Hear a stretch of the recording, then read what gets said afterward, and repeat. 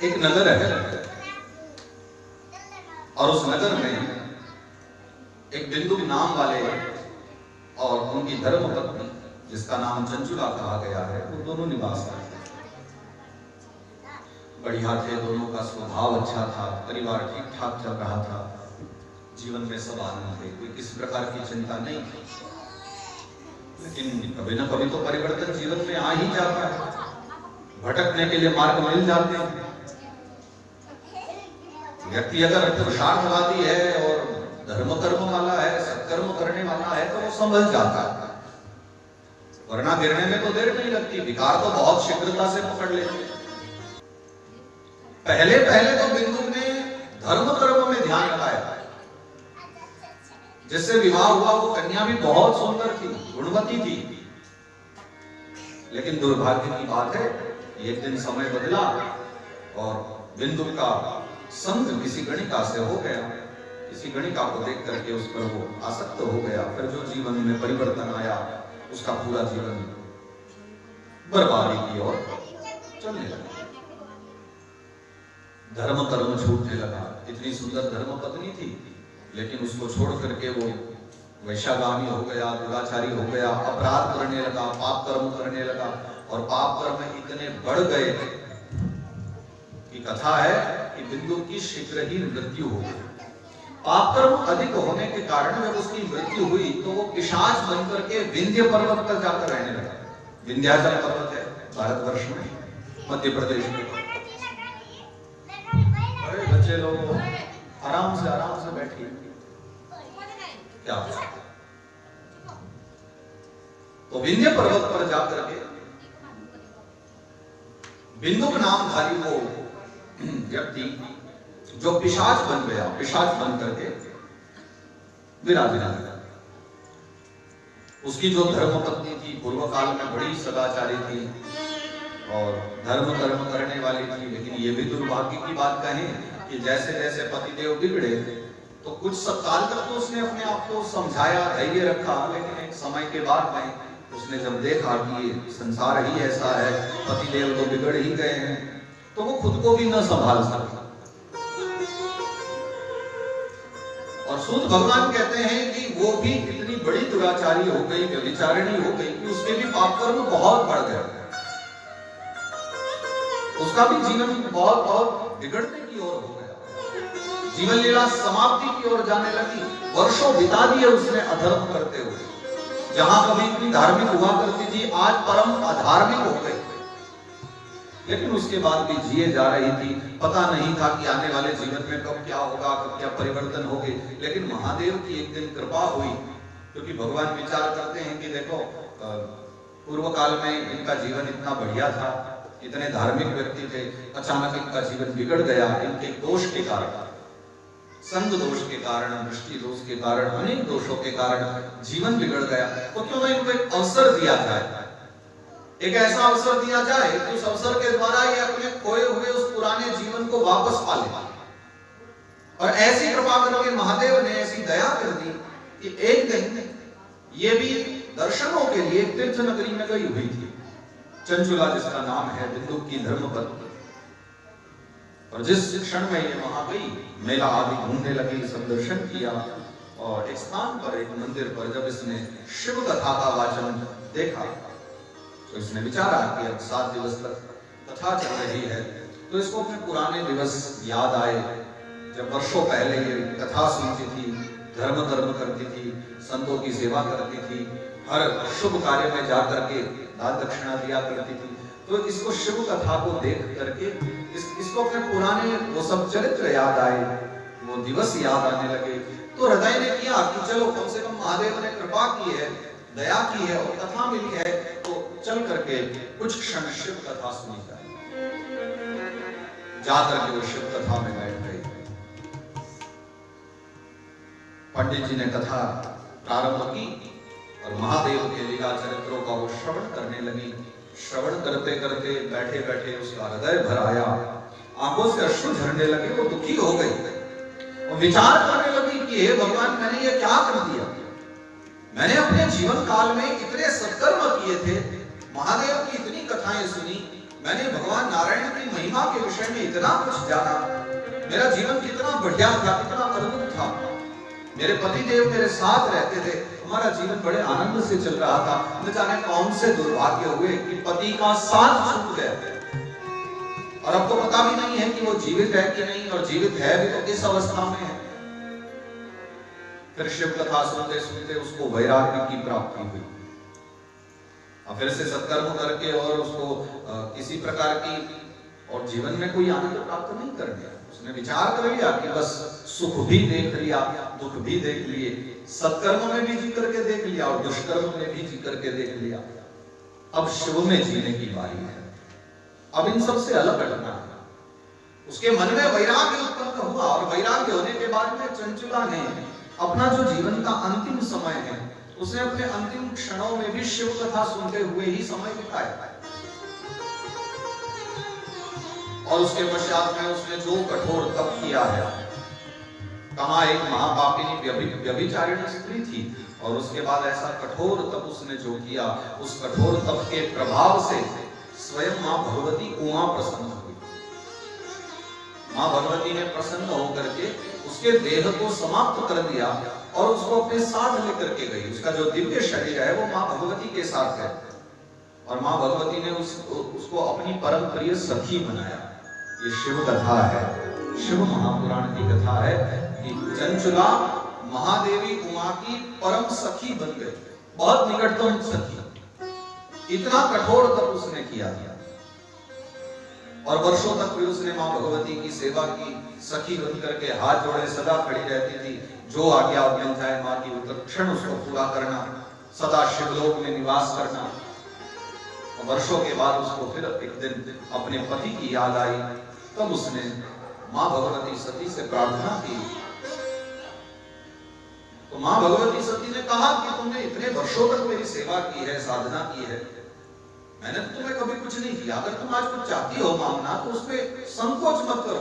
तुम्हारे तप के प्रभाव से, तुम्हारी सेवा के प्रभाव से मैं तुम्हें कुछ भी देने में सक्षम हूं, मांगो क्या चाहिए।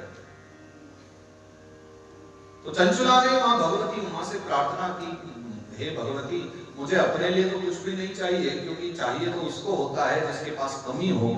मुझे तो आप मिल गई हो, शिवलोक की प्राप्ति हो गई, आपका सानिध्य मिल गया है, इतना मेरे लिए तो पर्याप्त है।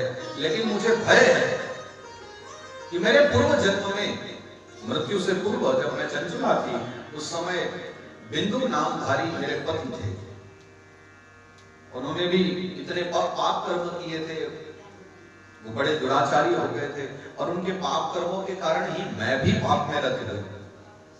दोष तो उनका बहुत ज्यादा था, क्योंकि मैंने उनको अनेकानेक बार समझाया, मनाया, लेकिन वो नहीं माने। गणिकाओं का संग करने लगे, मदिरा पान करने लगे, और इतने पाप कर्म में रत हुए कि उनका जीवन तो व्यर्थ हो गया।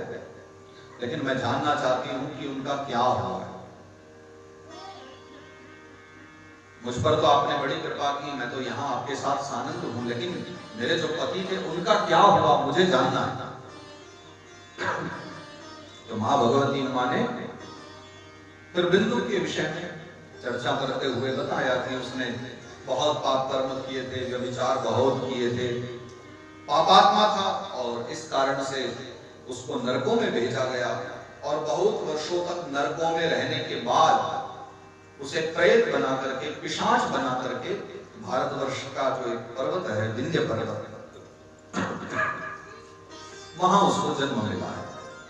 वो प्रेत योनि में है और बहुत कष्ट भोग रहा है। उसका जो मुख है वो इतना छोटा है कि वो कुछ खा नहीं सकता, पी नहीं सकता, वो मात्र हवा का भक्षण कर सकता है, क्योंकि शरीर नहीं है उसके पास। बहुत पीड़ा में है, बहुत कष्ट पाता है। बस इतना ही है कि वायु पीकर के, वायु का भक्षण करके वो अपने शरीर को चलाता रहेगा, क्योंकि आत्मा है वो पिशाच रूप है, इसलिए मर तो नहीं सकता, परंतु तड़पते रहेगा, दुखी होते रहेगा। और अपने निकट जो पूर्व काल में, अतीत में जो पति थे, उसकी इस व्यवस्था को देख करके चंचुला का हृदय बहुत व्याकुल हो गया। वो दुखी हो गई और उसने फिर प्रार्थना की, मां भगवती की स्तुति की कि हे मां, ऐसे तो मैं जानती हूं कि देखिए आत्मा तो अजर अमर है, कोई किसी का रिश्ता नहीं है, वो तो कुछ समय के लिए यहाँ रिश्ते बन करके आते हैं, उसके बाद में फिर जब मृत्यु हो जाए तो फिर क्या पता कि भगवान कहाँ व्यवस्था लगा दे और किस घर में भेज दे, न जाने फिर किसका बेटा बन करके जाए, किसकी पत्नी पति बन करके जाए, ये तो कोई निर्धारित नहीं है।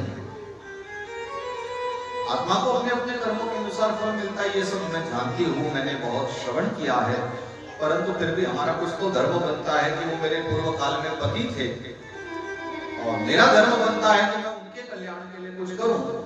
तो अगर आप मुझे वरदान देना चाहती हो और मेरी पूजा और मेरी सेवा का अगर आपको फल देना है तो आपसे इतनी प्रार्थना है कि आप मेरे वो पति बिंदु का उद्धार कर दो, उनके उद्धार का कोई उपाय है तो वो आप मुझे बता दो।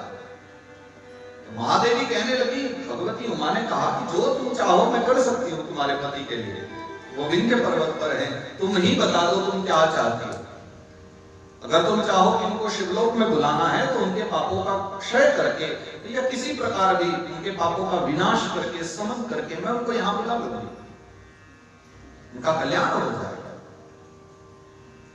आप बताओ आपके हृदय में क्या इच्छा है? तो चंचुला ने एक ही बात कही कि भगवान हे महादेवी, मेरा कल्याण शिव कथा सुनने से हुआ था, मैंने इतने अपराध किए, इतने पाप किए, लेकिन उसके बाद भी शिव कथा ने मेरे पापों का मार्जन कर दिया। ये देखते हुए मुझे लगता है कि मेरे पति के लिए भी शिव कथा ही होनी चाहिए। बिना कुछ कर्म के मैं उन्हें यहां नहीं बुलाना चाहती, मैं किसी प्रकार का दोष भी नहीं लेना चाहती, ना मैं ये चाहती किसी प्रकार के विधान का खंडन हो। मेरी बस आपसे इतनी प्रार्थना है कि विंध्य पर्वत पर जहां मेरे पति पिशाच के रूप में हैं, वहां उनको शिव कथा का श्रवण मिल जाए, बस मेरी इच्छा पूर्ण हो जाएगी। और विंध्य पर्वत एक तो इतने विशाल, इतनी ऊंचाई पर जहां ऋषि मुनि गणों का आगमन होता नहीं है स्वाभाविकतया, आना जाना ज्यादा होता नहीं है, जहां पिशाच निवास करता है, लेकिन तब भी उनको कथा सुनानी है। ये विचार करके महादेवी उमा ने, मां भगवती ने भगवान भोलेनाथ से कहा कि आपके कोई अच्छे से श्रोता हो तो श्रोता के विषय में बताइए, एक वक्ता के विषय में बताइए, हमारे पास बहुत अच्छे श्रोता हैं, उनको कथा सुनानी है, उनका कल्याण हो जाएगा आपकी कथा सुन करके, तो एक शिव कथा के अच्छे से वक्ता बताइए। तो महादेव ने कहा कि हमारे पास तो एक परम भक्त हैं जो सदा सर्वदा भ्रमण करते रहते हैं, उनसे पूछ लेते हैं, क्योंकि उनको पता रहता है समाज में इस समय सबसे बढ़िया श्रोता कौन है और वक्ता कौन है, समाज में कहां क्या चल रहा है वो सारी जानकारी हमारे एक भक्त रखते हैं जिनका नाम नारद है।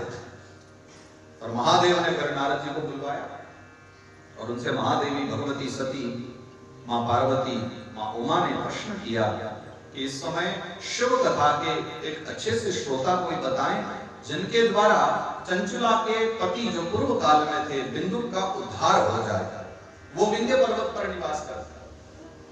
तो नारद बाबा ने कहा कि कथा सुनाने का सौभाग्य तो मुझे भी मिल जाता तो बड़े आनंद की बात थी, कथा तो मैं भी सुना देता, परंतु चिंता की बात यह है कि दक्ष के श्राप के कारण मैं 2 घड़ी से अधिक कहीं ठहर नहीं सकता, रुकने की बड़ी परेशानी है, तो बार बार चलते रहना पड़ता है। और कथा सुनने के लिए तो 7 दिवस बैठ करके विधि नियम के साथ, और वो भी 9.25 घंटे नित्य प्रति, सूर्योदय के साथ बैठना है और 3.5 पहर तक कथा सुननी है। तो सुनाने वाला और सुनने वाला दोनों ही आसन विजयी होने चाहिए, ताकि एक आसन पर बैठ करके वक्ता सुना सके और श्रोता सुन सके। तो मेरे पास तो दोनों ही सुविधा नहीं है, ना मैं सुन सकता हूँ ना सुना सकता हूँ। मेरा काम तो है कि नारायण नारायण जपते रहो, भ्रमण करते रहो, और जहां जिसको जो आवश्यकता है उसकी आवश्यकता पूर्ति करते रहो। अब एक श्रोता को एक वक्ता की आवश्यकता है वो मैं बता सकता हूं। एक वक्ता है जो मेरे परम मित्र हैं, और नारद जी के एकमात्र मित्र जो हैं उनका नाम नारद बाबा ने बता दिया कि इनका नाम तुम्बुरु है, और ये तुम्बुरु नाम के जो ऋषि हैं मेरे मित्र हैं और शिव कथा गाने के बड़े प्रेमी हैं। प्रेमी भी होना बड़ा आवश्यक है, उस कथा के प्रति उतना प्रेम हो ताकि उतने भाव से वो सुना सके। तो आप मेरे मित्र के द्वारा, मेरे मित्र के मुख से इस कथा का रसपान कराइए, तो श्रवण करेंगे तो उनको आनंद की प्राप्ति होगी, और उनका अगर कल्याण भी है तो कल्याण भी उनके द्वारा हो जाएगा। एक दिव्य महर्षि है, तो नारद बाबा ने अपने मित्र को बुलाया जिनका शरीर मानव के समान है, लेकिन जिनका जो मुख है वो एक घोड़े के समान है, वो अश्वमुख कहलाते हैं। नाम तुम्बुरु है। फिर उनको माँ भगवती ने आज्ञा दी कि आप जाकर के शिव कथा का आयोजन करें।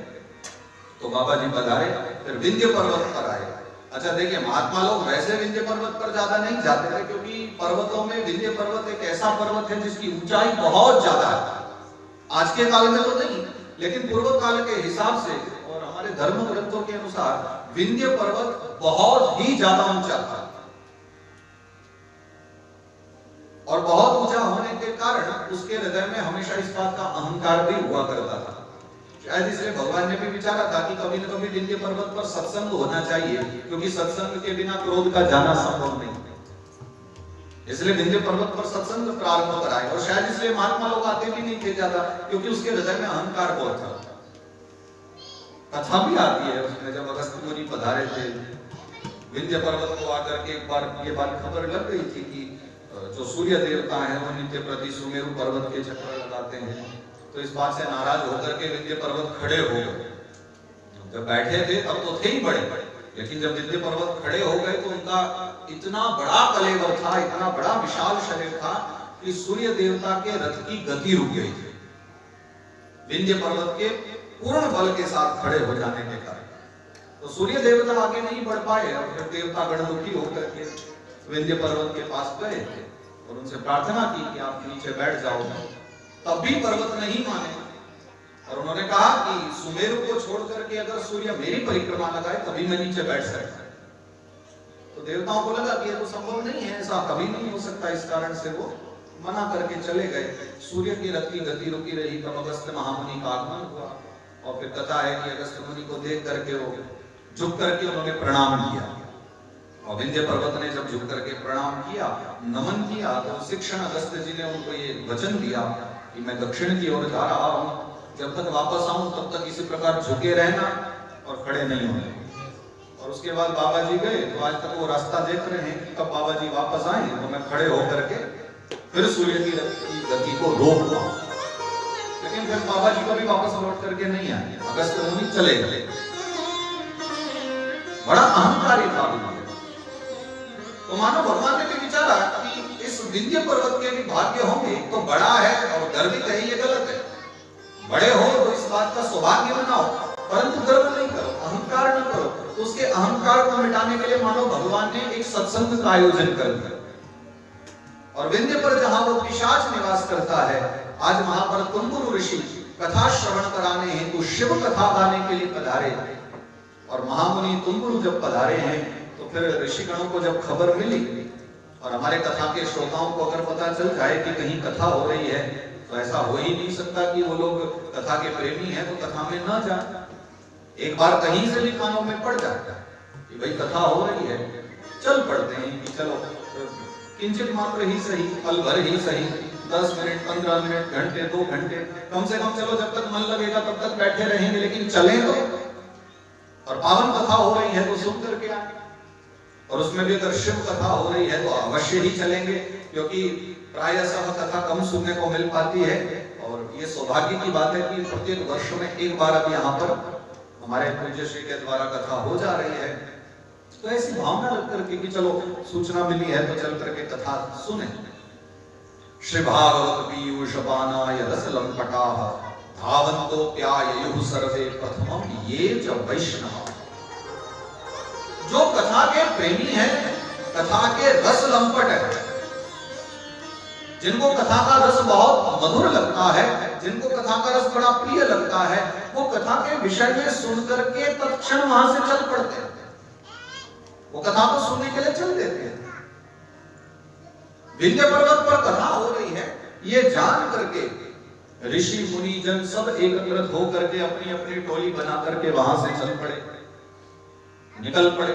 यात्रा जा रही है। अब जो भी देखो संतों की टोली कहां चले जा रही है, बोले विंध्य पर्वत पर कथा होने जा रही है, जहां कभी संत महात्मा जन नहीं पहुंचे। शिव कथा ने आज वहां संतों की पूरी नगरी बसा दी। विंध्य पर्वत पर संतों का आगमन हो रहा है, सब कीर्तन करते हुए गाते जा रहे हैं। हर हर महादेव शंभो